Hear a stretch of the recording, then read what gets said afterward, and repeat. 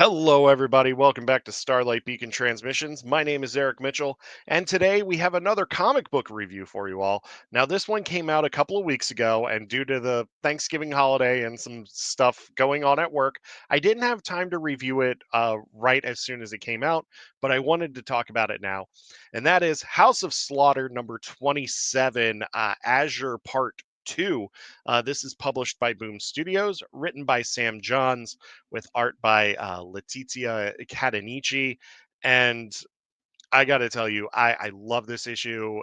It picks up right where issue 26 left off, um, where we have a new threat to the House of Slaughter, and it may or may not be inside the house yet. We don't know. And this one has Nolan tracking Edwin, who is the Scarlet Mask from House of Slaughter issue 6, and also House of Slaughter volume 2 Scarlet, which collects issues 6 through 10. Um, and Edwin is such a great character. I absolutely love him, and it's really cool to see him back in this story. And here we have Nolan tracking Edwin, and I'm going to show you a little bit of the art here. That way you can see. So you see Nolan is tracking Edwin and trying to figure out what he knows and what's going on, and Edwin is trying to figure out why he can't remember the events that happened on the lake in the Scarlet Run in issues 6 through 10. He starts to remember, and then his memory goes blank, and then he just remembers the aftermath, and he felt like he was drowning. So Edwin and Bate are trying to track this new threat, and I'm not going to say anything else because it's a really interesting twist. Meanwhile, Nolan is trying to figure out why Edwin is really obsessed with working in the morgue, and Nolan is also trying to figure out the inner machinations and workings of the House of Slaughter. Um, and they also talk a little bit about the different mask classes and everything, and they talk a lot about the white masks that are kind of like the high rollers um i- in the world, right? Like, they talk about how the white masks are always like drinking champagne and eating caviar, and like, they're like the stock bros, the finance bros and everything.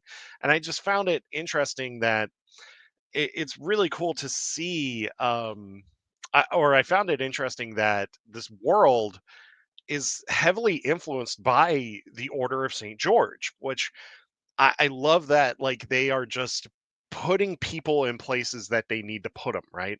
Like, you see with the Azure masks, they are a lot about information gathering, right? So they are spending a lot of time doing research while also doing a lot of like influencing of like world events and everything through social media, but also like tracking statistics. And I just found it really interesting, and just one of those things that as you're going through the story and you're asking all of these questions, um you're just thinking like, how deep does this rabbit hole go?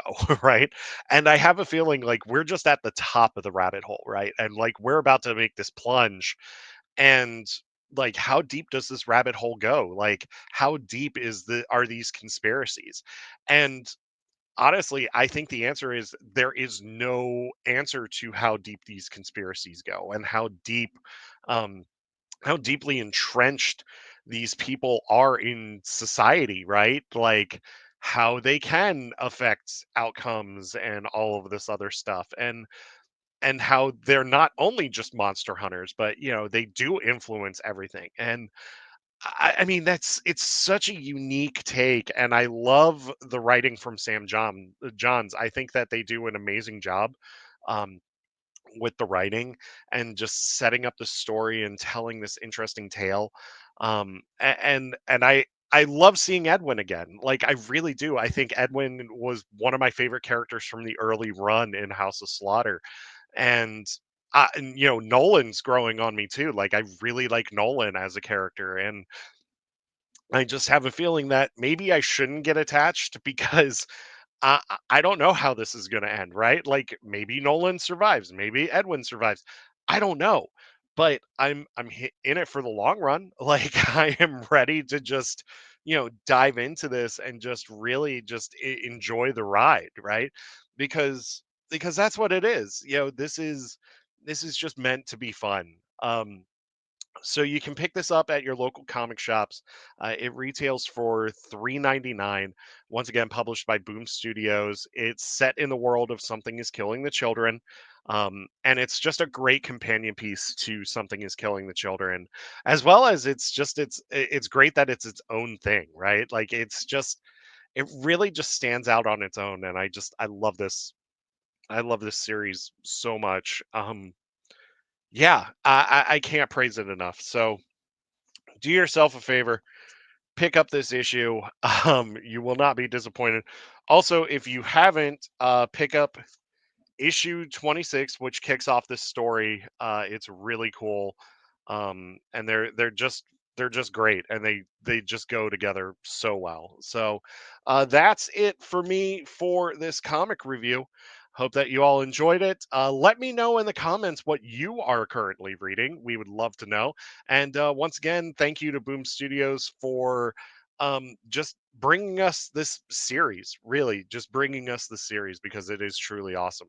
So, or publishing it. I should thank James Tinian the Fourth and Werder Dell'Edera for creating this series because it is absolutely incredible. So, yeah, that's it for us. We'll see you next time. Goodbye.